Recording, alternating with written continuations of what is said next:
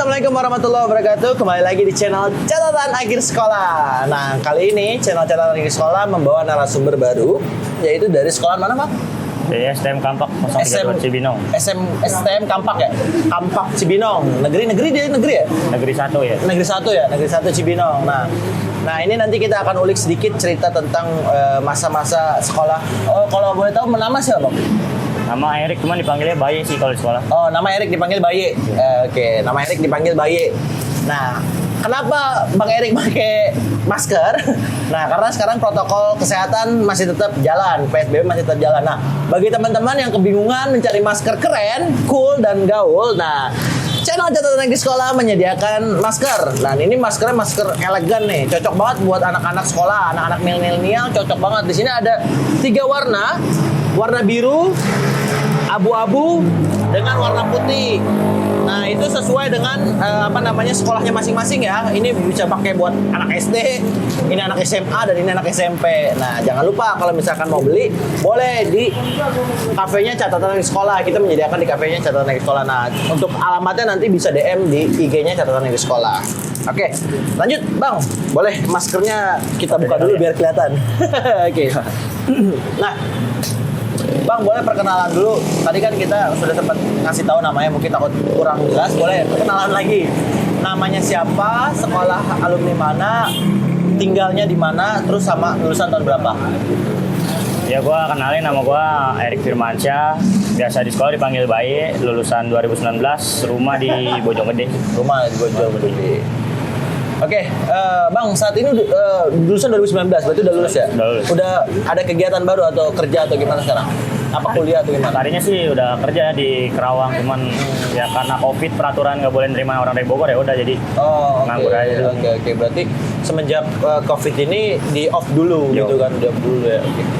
Oke, lanjut Bang, kita cerita nih sedikit tentang masa-masa sekolah Abang dulu waktu pas di zaman sekolah. Abang waktu masuk ke Kampak itu pertama sekali apa yang dipikirkan sama Abang gitu kan? Kenapa ngambilnya SMK Kampak? Sedangkan Abang rumah di Bojong ya? Rumah di Bojong gede kan? Ada sekolah lain mungkin kan di Bojong? Ada sekolah lain mungkin di Bojong gitu kan? SMA atau ini lain gitu? Kalau dari orang tua pengennya emang negeri ya. Pengennya juga kalau dari hobi sih bongkar-bongkar gitu, doyan mesin ya. Oke.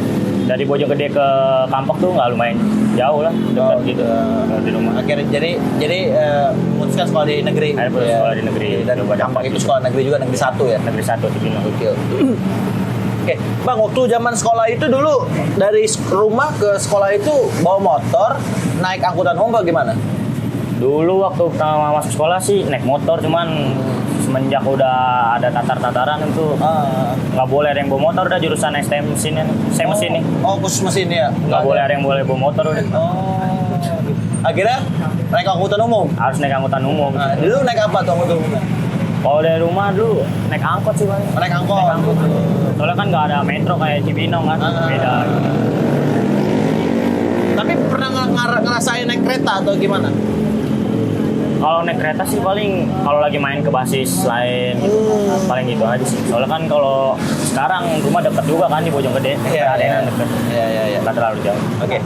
Nah, masuk lagi Bang ke cerita zaman tataran. Dulu di Tatar berarti nggak boleh bawa motor. Berarti hanya berapa bulan gitu bawa motor zaman kelas 1 ya? 3 hari doang bawa motor. 3 hari doang bawa motor. Sisanya suruh naik angkutan umum. Oke, nah biasanya kan itu ada kalau nggak salah itu ngelewatin sekolah mekanika Cikaret ya? Mekanik Cibinong ya? Mekanika Cibinong ya? Iya, Cibinong ya. Itu kan ngelewatin ya biasanya. Nah, itu biasanya bentrok dong. Ya, bisa dibilang itu sebutannya ya menang sekolah. Enggak ya, udah. Pulang. Cabut. Iya. Oke, berarti.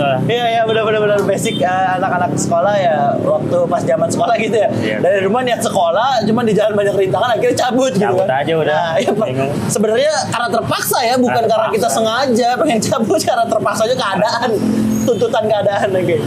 Nah, dulu waktu zaman itu pernah bentrok sama mekanika itu Cibinong ya? Kalau sama mekanik Cibinong hampir setiap hari sih. Dulu zaman saya sekolah dari kelas 1 sampai kelas 2 tuh ngerasain lah. Sekolah itu bentrok terus, pasti mau pulang, mau berangkat itu pasti bentrok terus. sama dia. Itu waktu pas berangkat sendiri diangkut apa basisan? Dulu awal sekolah namanya di situ dari rumah kan cuma sendiri.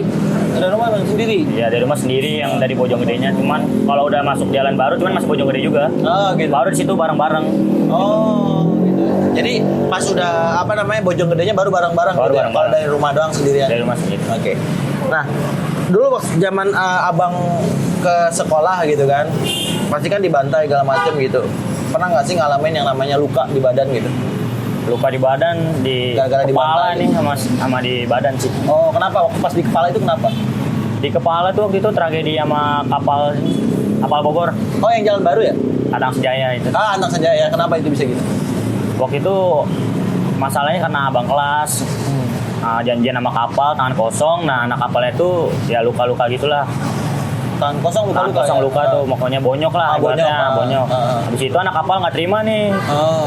Keesokannya ngebalikin lah ceritanya, Oh, ngebalikin. ngebal. Nah nungguin anak kampak jam pulang sekolah sore kan, pulangnya sore. Akhirnya kita udah pada pulang, saya pulang sendiri nih. Ditungguin depan blokan. Soalnya kan mau masuk gang rumah ada blokan sendiri tuh. Blokan basis kita sendiri. Oh, ada blokan basis ya. Blokan basis nungguin di situ. Nah. Ya udah deh mau nggak mau kepalang udah ngelawan sendiri udah. Oh, nggak, sendirian? Oh, Jadi waktu itu situ. Akhirnya pecah pala. Balok itu ya kayaknya kena balok sih. Oh, Kalau kena balok. waktu itu di klinik sih kayaknya dikena balok gitu diinjek-injek. Soalnya pas itu udah nggak sadar diri udah Oh, ditolongin sama warga berarti itu. mau warga. Nah, waktu pas kena pala itu kan dibawa klinik, ditolongin sama warga ya. Warga. Nah, untuk yang luka di belakang itu bang, yang katanya luka bacok itu gimana itu? Itu gara-gara apa? Tragedi apa? Sama di bagian belakang nih waktu itu sama sekolah mana itu nggak tahu ya nggak jelas. Waktu itu lagi nongkrong, emang biasa ngebasis pulang sekolah. Tiba-tiba dari belakang nih dia lari turun gitu. Udah ngebagi kita aja, set, nggak sadar kan.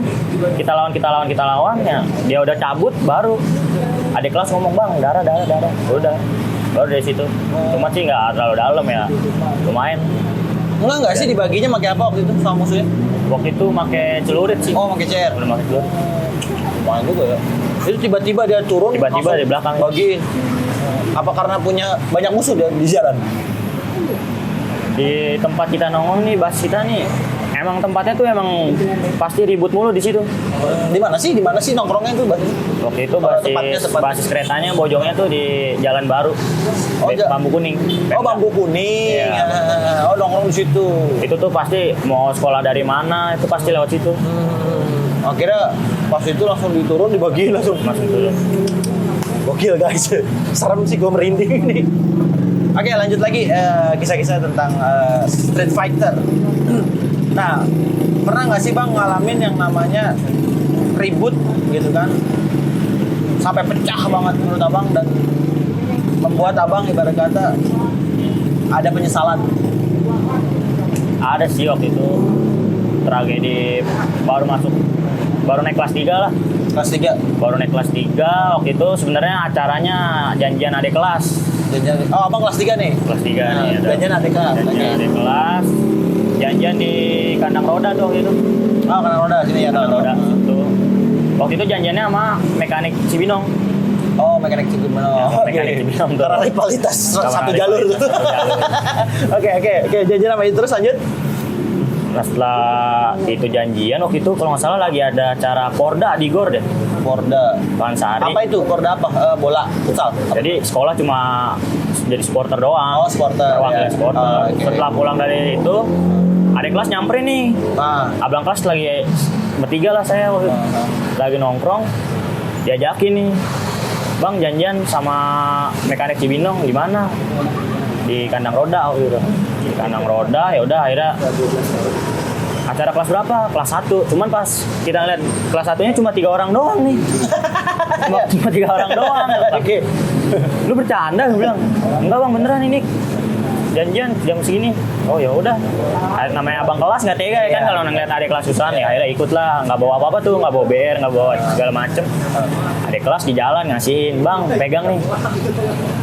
udah nggak bisa ngomong apa-apa udah kalau ngeliat gituan. Ya udah akhirnya kayak kepancing aja kita yang ngikut-ngikut kayak kena setan aja. Iya. Ikut udah kejadian ya sekitar pukul jam 12 malam sih waktu itu. Oh, sampai malam berarti ya? Ribut. Jam 12. Janjiannya malam apa memang? Emang janjian malam, Oh, ribut janjian malam malam. waktu itu kan. Nah, terus.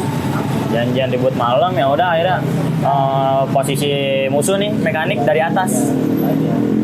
Kita cuma berenam doang waktu itu dari kampaknya nih, dari kampak cuma berenam.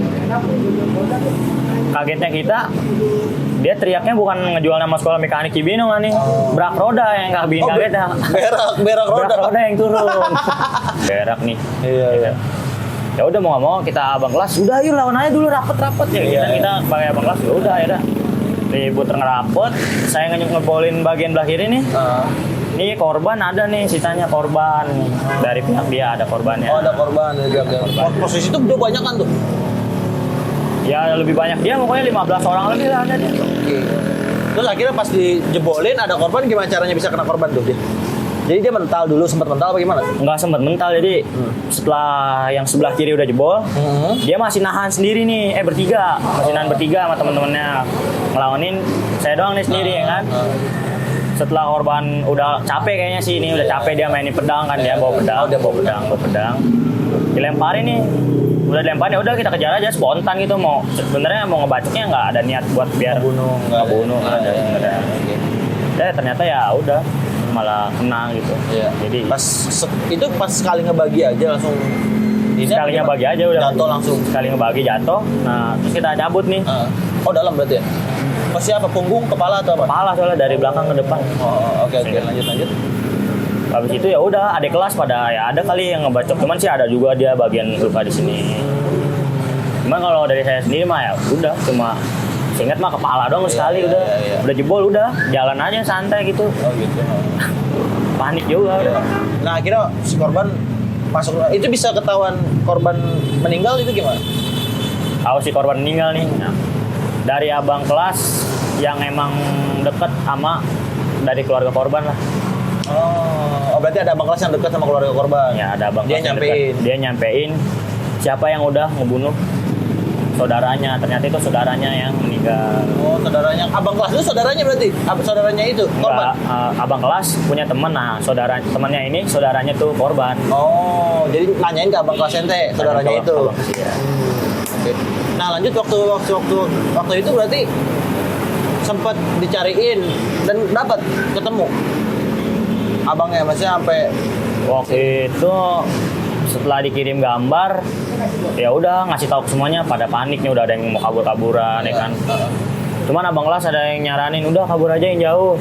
Cuman pikiran saya udah berani berbuat, harus berani tanggung jawab nih, soalnya kan pikiran orang tua juga nih berbuat ya udah tanggung jawab, mau nggak mau. Keren banget. Nah, masuk berarti waktu itu sempat di lapas juga dong, sempat dipenjarain ya? Ya. Kena vonis berapa tahun waktu itu? Waktu itu divonis 3 tahun. 3 tahun. 3 tahun. Ngejalaninnya selama 3 tahun apa enggak?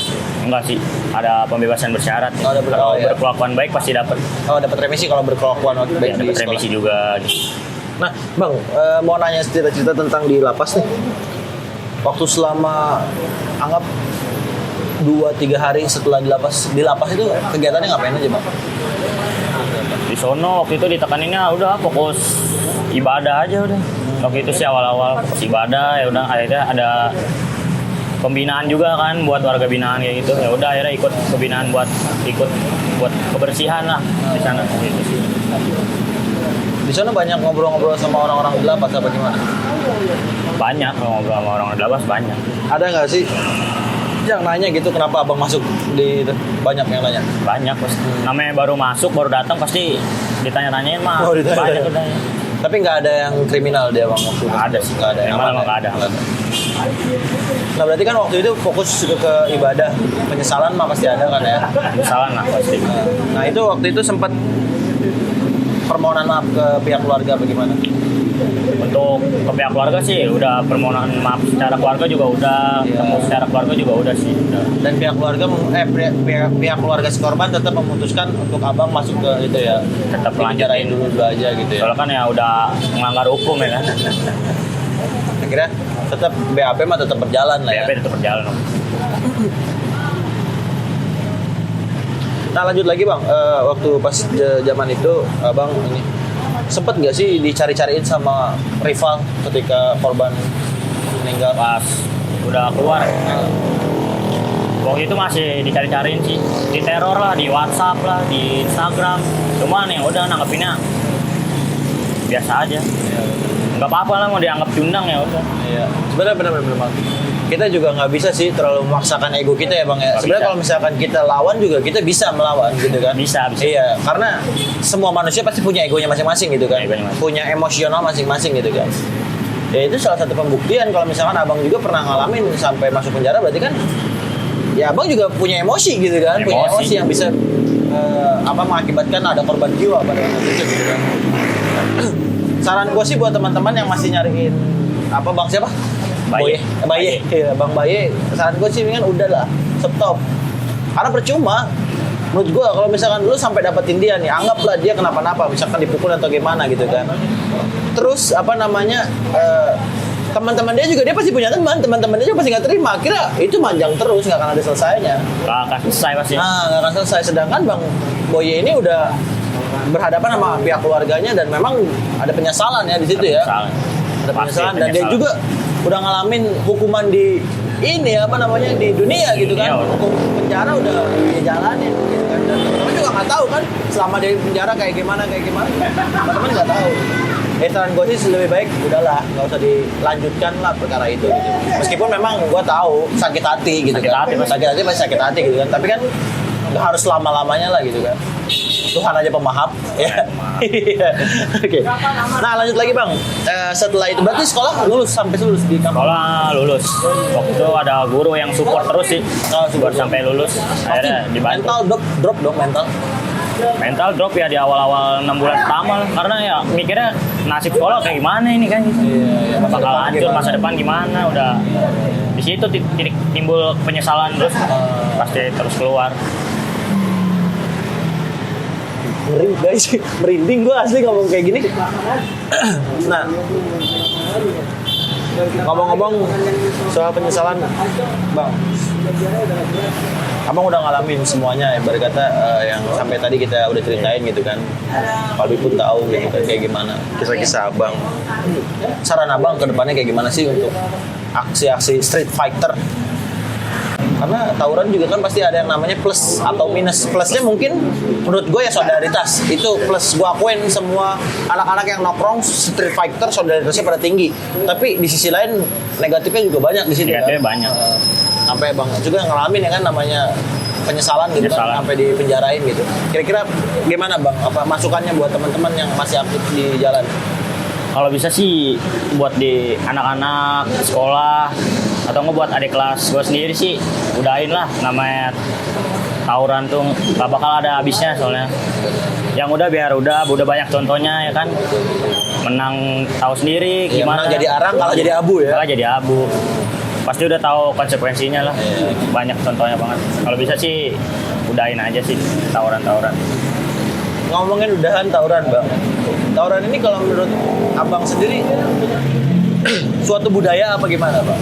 Di Bogor ya, khususnya di Bogor. Nah, budaya tawuran. Sebenarnya sih bukan budaya ya, mungkin karena dari abang kelas yang dahulunya ini. Iya, jadi suatu budaya kan, jadi suatu culture yang dimana turun-menurun deh. Turun-menurun. Turun-menurun. Akhirnya jadi habit buat anak-anak sekolah gitu kan ya, anak sekolah. Udah jadi hobi kayaknya. Iya, jadi hobi ya. Padahal harusnya apakah ada referensi buat sekolahnya untuk mengadakan tarung derajat kah yang ibarat kata lebih menjalur ke yang positif gitu kan, meskipun sama gitu sifatnya tarung. Gitu. Menurut abang gimana bang? Kalau kira-kira misalkan sekolah-sekolah diadain tarung derajat kayak gitu, bagus nggak sih? Dibanding kita harus aksi di jalan raya gitu kan, yang menimbulkan banyak banget yang keganggu lah gitu. Tapi sih kalau lihat kalau misalkan diadain kayak gitu juga memicu juga misalkan kalau kalah. Wah kesel nih. Nggak terima sekolahnya. Ntar imbasnya di luar di jalan. Iya sama aja sebenarnya. Malah bahaya juga sih. Oke. Berarti sebenarnya memang sulit juga ya menghapus budaya tawuran ini ya. Cuman ya mudah-mudahan kedepannya ada orang yang bisa menghapus budaya ini gitu kan, mencerminkan.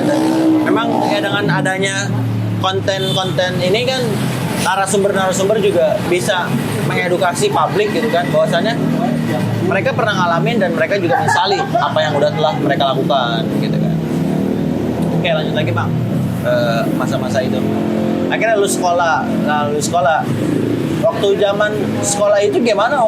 Kan 1 bulan berapa ini dulu ke penjara? 1 tahun 6 bulan. Oh, 1 tahun 6 bulan. Itu gimana sekolahnya itu? Dibantu sama keluarga.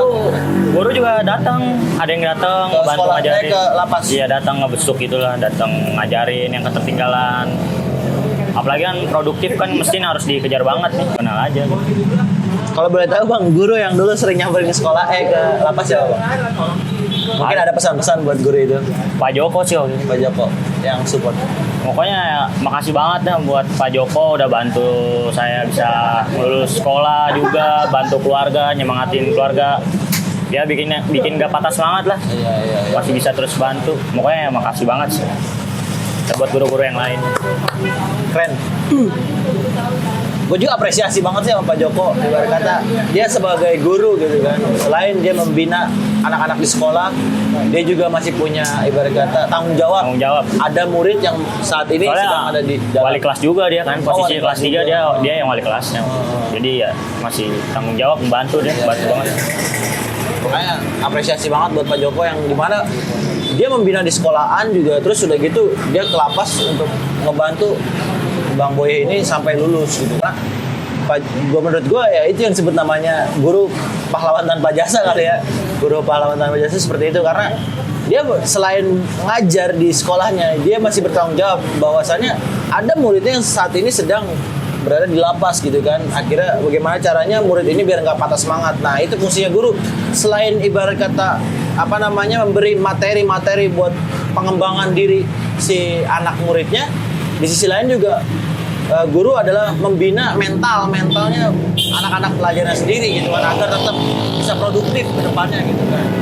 Gue yakin sih kalau gue di posisi Bang Boye pun mental gue pasti down karena ya gue pasti pemikiran masa depan gue udah pasti gelap gitu kan. Iya. Tapi dengan adanya Pak Joko itu memberi semangat baru lah ya. Semangat baru. Akhirnya sampai bisa lulus sekolah lah ya.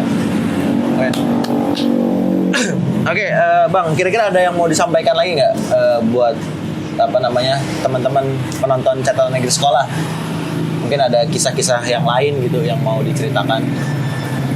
Menurut saya sih ya udah gunain waktu sekolah tuh sebaik-baiknya karena lihat orang tua susah nyekolahin buat kita sukses ke depannya.